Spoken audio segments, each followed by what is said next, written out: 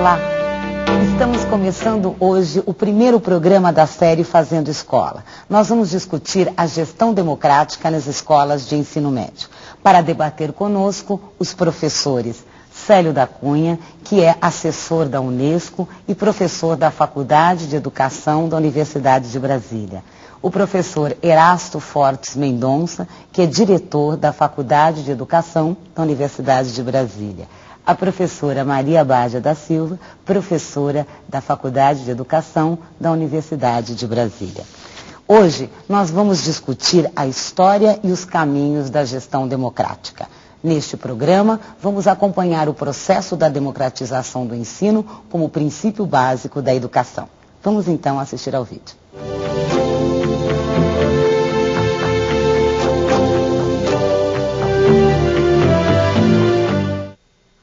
O início do século XX é marcado por grandes movimentações políticas, industrialização, ideologias. Cresce a pressão por uma virada democrática. As populações rurais migram para as cidades e, com o início da industrialização, uma nova mão de obra é solicitada. Investe-se no ensino e o governo de Getúlio Vargas cria o Ministério da Educação e Saúde Pública em 1930. Apenas 30% da população em idade escolar estava matriculada nas escolas.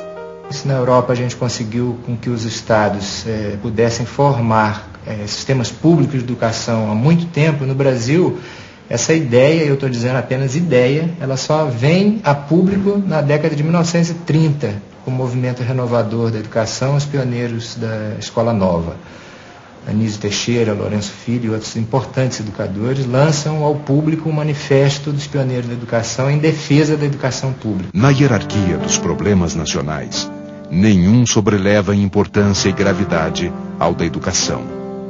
A laicidade, gratuitidade, obrigatoriedade e coeducação são outros tantos princípios em que assenta a escola unificada. Cada escola, seja qual for o seu grau, dos jardins às universidades, deve, pois, reunir em torno de si as famílias dos alunos, estimulando e aproveitando as iniciativas dos pais em favor da educação, despertando e desenvolvendo o poder de iniciativa e o espírito de cooperação social entre os pais, os professores, a imprensa e todas as demais instituições diretamente interessadas na obra da educação. No período de 1946 a 1964, houve um grande avanço na política educacional brasileira, talvez o período mais fértil. O Brasil se descobre, Paulo Freire sensibiliza a nação sobre os oprimidos. Programas de rádio auxiliam na educação dos trabalhadores rurais e jovens professores, como Florestan Fernandes e Roque Spencer Maciel de Barros, desencadeiam ampla campanha em defesa da escola pública. No entanto, os resultados reais não acompanham as aspirações do movimento intelectual, nem respondem às expectativas da sociedade. Em 1964, segundo o Ministério de Educação e Cultura, de cada 1.000 alunos que entraram na primeira série, 449 passam para a segunda série do primeiro grau. Em 65, 313 passam para a terceira série do primeiro grau. Em 66, 245 passam para a quarta série do primeiro grau. Em 67, 165 passam para a quinta série do primeiro grau. Em 1968, 133 passam para a sexta série do primeiro grau. Em 69, 115 passam para a sétima série do primeiro grau. Em 1970, de cada 1.000 alunos, 101 passam para a oitava série do primeiro grau. A partir do golpe de 64, o país passa por um intenso processo de centralização administrativa. Também mudam o direcionamento e a condução do trabalho pedagógico e docente nos diferentes níveis do sistema público de ensino. A melhor forma de instrução era tida como instrução programada. Você tinha objetivos de conteúdo, objetivos de comportamento que os estudantes deveriam ter e, preferencialmente, esses objetivos, particularmente no ensino médio, deveriam ser trabalhados com questões fechadas, de múltipla escolha. Então não é casual que durante o regime militar foi a era de ouro da instrução por meio de instrução de múltipla escolha, ou seja, você tem um conjunto de possibilidades a partir das quais você não pode escapar, você tem uma resposta certa, né? Então essa tecnocratização da educação foi muito marcante, é muito característico de regimes totalitários. E, contraditoriamente, isso foi um processo também de aprendizado e de aprender a questionar e de ler a realidade de forma mais sutil. Mas, de toda forma, a educação não combina com governos militares e com ditaduras. A resistência à ditadura gera movimentos de luta democrática. A década de 80 reflete essa ação, o que resulta no retorno ao Estado democrático e, em seguida, a instalação da Constituinte. Os diferentes setores da sociedade se organizam para garantir o direito de influenciar no processo de mudança, que fica mais forte no país.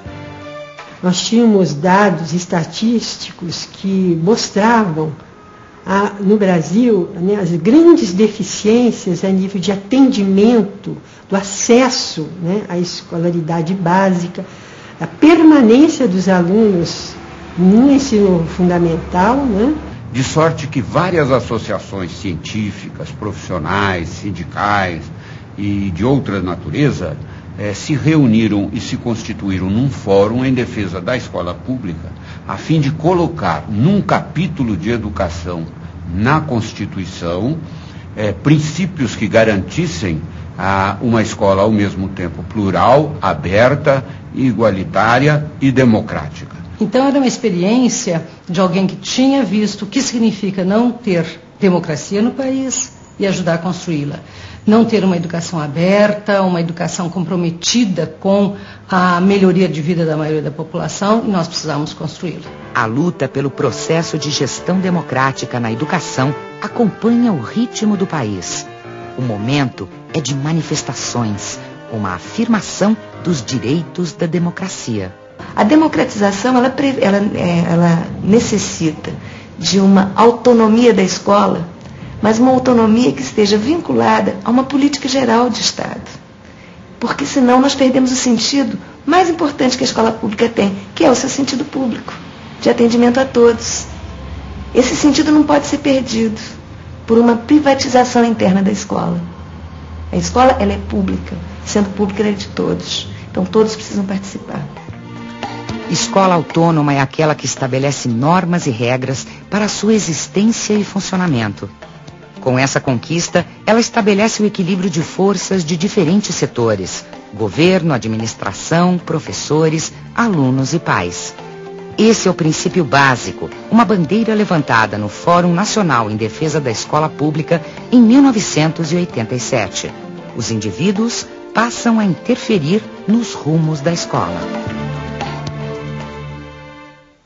O Fórum continuou mobilizado em função de uma nova Lei de Diretrizes e Bases, LDB, que propiciaria uma chegada mais próxima ao chão da escola, aos sistemas estaduais, aos sistemas municipais, ao sistema distrital e, mais ainda longínquamente, já pensando num Plano Nacional de Educação que pudesse garantir meios para esta educação democrática, igualitária, aberta. O mecanismo da escolha do diretor ocupa lugar de destaque no debate sobre a administração democrática das escolas. A eleição de diretores entra como um instrumento da gestão democrática, mas não é só esse. O Conselho Escolar, por exemplo. O Conselho Escolar é uma forma democrática de administrar a escola. E quando eu falo administrar, eu não estou me restringindo à administração pura e simples. Eu estou me referindo à administração, o estabelecimento de políticas na escola, tanto pedagógicas quanto administrativas. E o Conselho Escolar, tendo na sua composição representantes dos pais, dos alunos, dos funcionários, da direção, dos professores e da comunidade que ali está cercando aquela escola, você tem vários olhares sobre o mesmo objeto. E assim você conseguirá, certamente, melhores decisões. O processo de democratização é um conjunto de estratégias para a gestão da escola. Por isso, é necessária a participação dos estudantes, das famílias, da comunidade que cerca a educação. Implica em mudança de atitude de todos os atores na tarefa de gerir.